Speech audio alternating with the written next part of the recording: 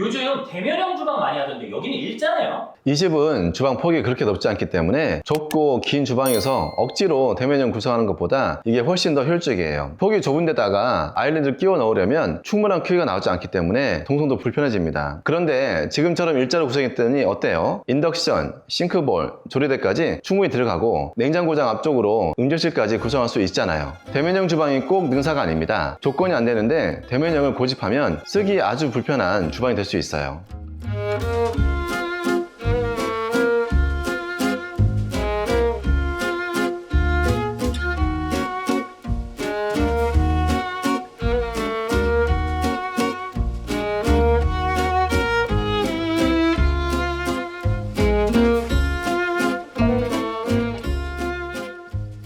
안녕하세요. 디자인 소금의 양성호 시장입니다. 오늘 제가 나와 있는 현장은 잠실 파크리오 32평 아파트인데요. 따뜻한 크림톤과 내추럴한 우드의 조합이 멋스럽게 잘 어우러진 집입니다. 화이트 우드 인테리어는 잘만 완성하면 내추럴하고 깔끔하지만 디테일이 없이 무작정 접근하면 쉽게 촌스러워질 수 있어요. 그래서 준비했습니다. 화이트 우드 인테리어 할 때 놓치기 쉬운 포인트 바로 시작해 볼게요. 화이트 우드 인테리어를 성공하려면 이 세 가지를 기억하세요. 첫째, 화이트는 새하얀 도화지 같은 색보다는 따뜻한 느낌의 크림색을 고르는 게 좋습니다. 화이트라고 해서 다 같은 화이트가 아니에요. 완전 A4 용지 같은 흰색이 있고 화이트를 베이스로 한 아이보리, 베이지, 크림 등 다양한 스펙트럼이 있습니다. 이 중 너무 하얀색으로 바탕색을 정하면 마치 병원 같은 느낌이 들 수 있고 공간이 너무나도 분절돼 보여요. 아이보리나 크림톤을 선택해야 우드와 자연스럽게 이어집니다. 둘째, 웜톤은 웜톤끼리, 쿨톤은 쿨톤끼리 톤온톤으로 조합을 해야 됩니다. 화이트톤은 웜톤으로 골라놓고 쿨톤의 우드를 조합하면 망합니다. 웜톤, 쿨톤은 어떻게 구분하나요?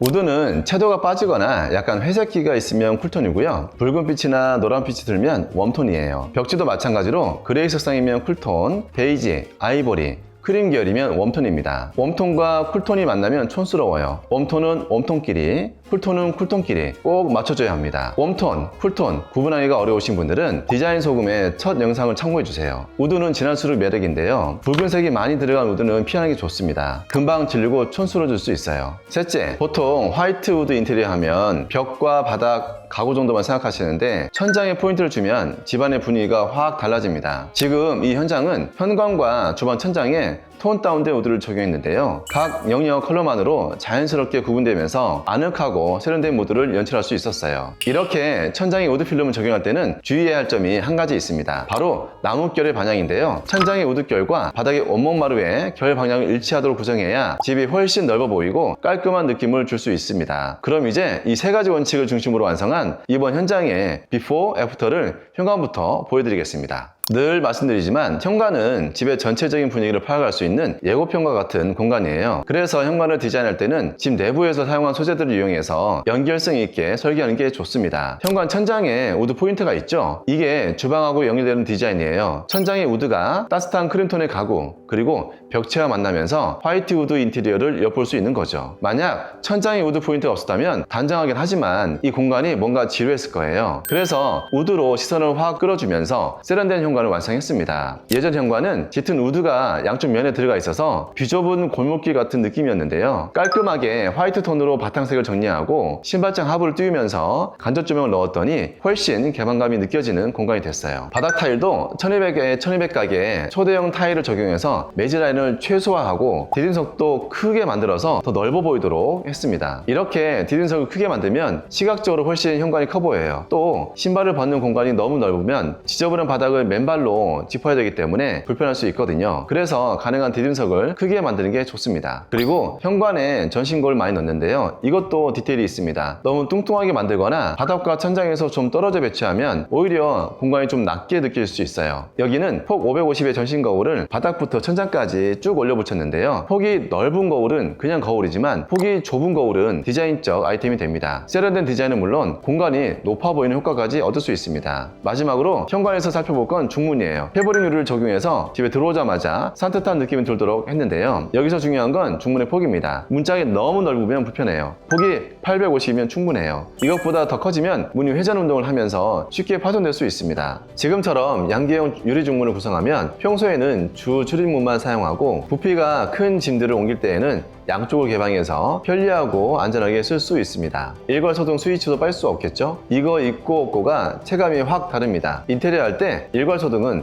꼭 요청하세요. 이 집에서 한 가지 아셨던 게 천장 높이였어요. 2300 정도 했는데 천장은 단 5cm만 차이가 나도 눈으로 봤을 때 개방감이 확 달라지기 때문에 청고를 좀 더 확보하는 방향으로 디자인을 계획을 잡았습니다. 처음에는 거실에 우물천정을 만들려고 했는데 여기가 허락되는 청고가 10cm 밖에 안 됐어요. 근데 이거 가지고는 우물천정이 예쁘게 나오지가 않거든요. 다행히 이 집은 1층이라 천장에 소방 배관이 없어서 거실 천장을 싹 드러내고 주방과 단차를 주면서 거실 전체를 15cm 정도 높일 수 있었습니다. 그러면서 주방 천장에는 우드 필름을 적용해서 현관처럼 멋진 포인트를 줬는데요. 깔끔한 크림톤의 거실 천장과 짙은 우드의 주방 천장이 만나면서 특별한 무드를 끌어올릴 수 있었던 거죠. 이렇게 천장에 단차를 줄 때도 꼭 챙겨야 할 디테일이 있습니다. 주방 천장 단내림 부분에 마이너스 시스템 제품으로 몰딩 처리했습니다. 이 끝이 그냥 면이 보이면 좀 안 예쁘고 투박해 보이거든요. 그런데 이 몰딩은 끝을 날렵하게 마감할 수 있기 때문에 훨씬 세련돼 보입니다. 보통 복도를 길어 보이게 하기 위해서 마그네틱 조명이나 라인 조명을 많이 쓰는데 이 집은 주방 천장 단내림 라인을 따라 쭉 간접 조명을 넣었기 때문에 비싼 조명 없이도 복도가 확장되고 세련되게 보이는 장점이 있어요. 여기서 주의할 점은 이 조명이 간접 조명이잖아요. 천장 윗부분에 대한 조도는 확보되지만 이 빛이 바닥까지 오진 않거든요. 이때 필요한 건 다운라이트를 부분적으로 넣어주는 거예요. 지금 보시면 안방과 건대방 사이에 조명이 없어서 2인치 다운라이트 2개가 들어갔는데요. 2인치 뭐 어둡다고 3인치 써야 한다는 분들도 있지만 요즘 2인치도 조도가 충분한 제품들이 많이 나옵니다. 다운라이트 쓸 때 주의할 점은 작다고 너무 많이 쓰면 천장이 아주 벌집이 될 수 있기 때문에 배치 간격도 중요합니다. 조명 간격이 너무 넓으면 마치 이가 빠진 듯 비어 보여요. 150에서 180 사이 간격을 유지하는 게 좋습니다. 여기 디자인 디테일 중 하나가 팬트리장 도어인데요. 단내림한 라인과 도어 라인이 맞아 떨어지면서 벽면까지 선이 쭉 이어진 느낌이 들어요. 바로 이런 디테일들이 모여서 집이 고급스러워지는 거예요.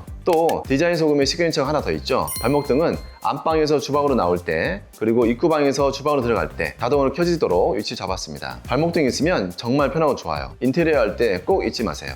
저층 집의 최대 장점은 바깥의 조경을 집 안으로 끌고 들어올 수 있다는 건데요. 초록초록한 나무가 가까이 있어서 계절이 바뀔 때마다 풍경이 달라지는 게 돈 주고 살 수 없는 매력 같아요. 그래서 저는 저층인 경우에는 무조건 거실 발코니는 확장하셨으면 좋겠어요. 지금 이 집은 거실뷰를 확보하기 위해 일반 슬라이딩 창호 대신 보정창과 개구부가 있는 시스템 창을 적용했는데요. KCC 글라스에서 가장 고급 창인 클렌치예요. 46T 두께의 유리가 3중으로 되어 있는 최고급 사양의 창호입니다. 일반 슬라이딩 샤시보다 1.5배 정도 더 비싸지만 프레임으로 가려지는 것이 없이 외경을 즐길 수 있다는 게 장점이죠. 방충망도 저층임을 감안해서 안전과 보안을 위해 방범 방충망으로 적용했습니다. 거실의 전체적인 컨셉, 심플 그 자체예요. LS 디아망 회벽 아이보리로 도배하면서 무몰딩, 무걸레바지로 시공했습니다. 바닥은 지복드 바람 시리즈예요. 이 모델이 디아망 회벽 아이보리와 톤이 아주 찰떡궁합입니다. 원목마루는 확실히 밟았을 때 느낌이 자체가 달라요. 이건 직접 밟아봐야 아는 건데 원목마루 고를 때 서울 노현동에 지복등 마루 쇼룸이 있어요. 거기서 직접 만져보시고 밟아볼 수 있으니까 쇼룸 방문하시는 걸 추천드립니다. 그리고 거실 조명 배치 공식도 알려드릴게요. 거실 크기가 대략 가로 4m, 세로 4m 정도 된다고 가정하면 적당한 조명 배치는 소파 쪽에 2인치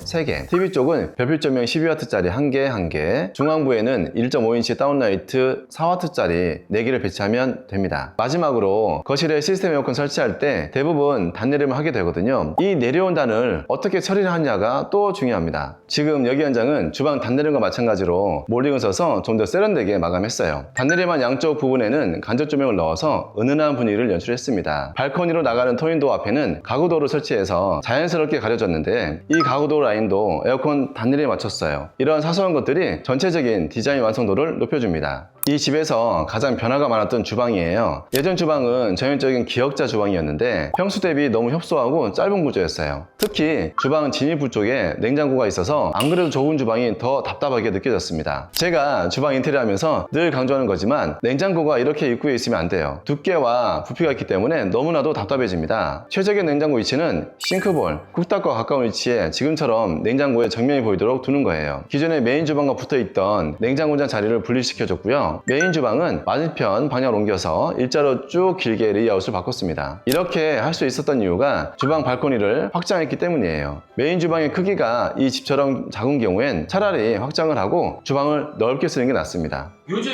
대면형 주방 많이 하던데 여기는 일자네요. 이 집은 주방 폭이 그렇게 넓지 않기 때문에 좁고 긴 주방에서 억지로 대면형 구성하는 것보다 이게 훨씬 더 효율적이에요. 폭이 좁은 데다가 아일랜드를 끼워 넣으려면 충분한 크기가 나오지 않기 때문에 동선도 불편해집니다. 그런데 지금처럼 일자로 구성했더니 어때요? 인덕션, 싱크볼, 조리대까지 충분히 들어가고 냉장고장 앞쪽으로 응접실까지 구성할 수 있잖아요. 대면형 주방이 꼭 능사가 아닙니다. 조건이 안 되는데 대면형을 고집하면 쓰기 아주 불편한 주방이 될 수 있어요. 그럼 쓰기 편한 주방을 만드는 공식이 따로 있나요? 주방 인테리어는 이렇게만 따라하시면 됩니다. 첫째, 상부장 높이 380, 하부장은 700으로 설계하세요. 상부장이 하부장보다 얕은 이유가 설거지하다가 조리대에서 작업할 때 머리가 들어가기 때문인데 380보다 더 줄여버리면 매립후드를 설치하기가 어려워요. 이렇게 했을 때 상부장 내부 공간이 한 350 정도 나오거든요. 접시나 이런 것들을 충분히 수납하기 위해서라도 이것보다 더 작아지면 안 됩니다. 둘째, 상부장과 하부장 간격도 중요한데요. 사용자 키가 165 이상이라면 하부장 높이는 900 정도 적절하고요. 165cm 미만이라면 880 정도 유지하는 게 좋습니다. 하부장이 너무 낮으면 설거지할 때 허리를 굽혀야 해서 불편해요. 또 너무 높으면 칼질할 때 불편합니다. 그래서 내 키에 맞는 적절한 높이로 구성해야 해요. 셋째, 미드웨이 간격은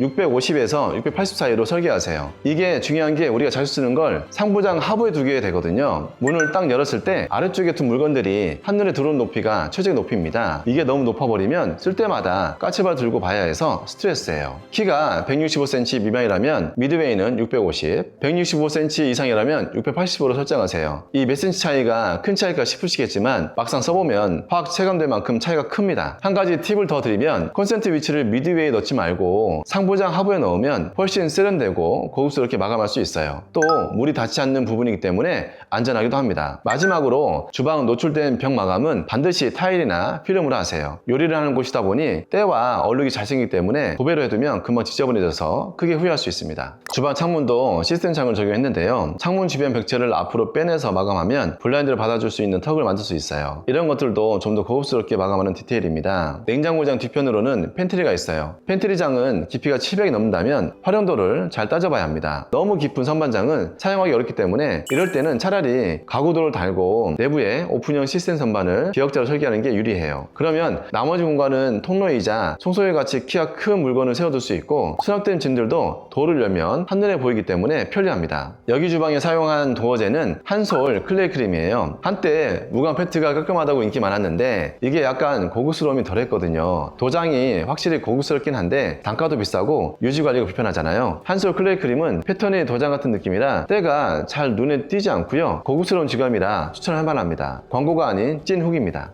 안방도어는 히든도어를 적용했어요. 히든도어의 취약점 중 하나가 문틀이 약하다는 건데 문이 닫힐 때마다 땅땅 때리면서 반복적으로 충격이 가해지면 망가질 수 있습니다. 히든도어를 쓸 때는 지금처럼 소프트 클로저를 적용해서 문이 부드럽고 조용하게 닫히게끔 신경 써주는 게 필수입니다. 히든도어라고 하더라도 손잡이가 없으면 불편하시는 분들 계세요. 여기는 원하시는 대로 열고 닫기 편하도록 가와준 손잡이를 달아서 편의성을 높였습니다. 안방에서 크게 달라진 부분은 창문이에요. 예전에는 큰 창이 달려 있었는데 여기는 아무래도 1층이다 보니까 사생활 보호 차원에서 창문턱을 높여서 반창으로 만들어졌습니다. 기존 안방 드레스룸은 영역을 반으로 나눠서 절반은 공용부에 쓸 수 있는 팬트리 공간을 만들었고요. 나머지 영역은 파우더룸으로 설계했어요. 파우더룸과 안방 욕실은 건식과 습식으로 각각 구분해서 호텔같이 구성했는데요. 트라버틴 계열의 세라믹을 이용해서 욕조 벽체와 세면대에 포인트를 줬습니다. 세면대는 간단한 세면과 함께 바로 화장할 수 있게끔 건식 공간을 배치했고 양 옆으로 넓은 상판을 둬서 화장대로도 충분히 이용할 수 있어요. 하단에는 있는 깊은 서랍 구성에서 수건이나 속옷 같은 것들을 넉넉히 넣어줄 수 있고 내부에 콘센트도 매립해서 사용성을 높였습니다. 상부에는 거울장을 달고 내부에 드라이를 편하게 쓸 수 있게 콘센트를 넣었습니다. 이렇게 서랍이나 욕실장 안에 콘센트를 매립하면 미드웨이가 훨씬 깔끔해집니다. 양변기부터는 습식 공간인데요. 유리도를 달아서 공간을 분리해줬습니다. 이렇게 유리도를 달 때 중요한 포인트 3가지가 있습니다. 첫 번째는 윗부분에 숨구멍을 넣어서 공기 순환이 될 수 있도록 해야 되고요. 두 번째는 도어의 편리한 사용감과 안전성을 위해서 폭 700 이하로 만들어줘야 합니다. 너무 크게 만들면 강화유리 모서리가 약하기 때문에 사용하다가 쉽게 파손될 수 있어요. 세 번째는 손잡이인데요. 손잡이가 1홀, 2홀, 3홀이 있어요. 여기는 2홀이면서 안쪽에 손잡이가 있어서 잡아당길 수 있는 제품을 구성했습니다. 왼쪽 벽면을 보시면 여기에 유리도를 달면서 벽지에 단차가 좀 생겼는데요. 이렇게 단차가 생긴 부분은 간접 조명을 넣어주면 좋아요. 분위기가 더 부드러워지고 벽면의 단차도 도드라지지 않게 됩니다. 오늘 현장 어떻게 보셨나요? 화이트 우드 인테리어는 누구나 한 번쯤 꿈꾸는 디자인이지만 섬세한 디테일이 빠지면 쉽게 질리거나 촌스러워질 수 있습니다. 겉으로는 단순해 보여도 화이트의 톤 선택, 우드의 색감 매칭, 그리고 천장 같은 놓치기 쉬운 부분까지 꼼꼼하게 챙겨야만 완성도가 높아지는 거 꼭 기억해 주시기 바랍니다. 오늘도 끝까지 시청해 주셔서 감사합니다. 앞으로도 더 많은 현장을 통해 제가 직접 검증한 인테리어 공식을 알려드리겠습니다. 디자인 소금의 양성호 시장이었습니다.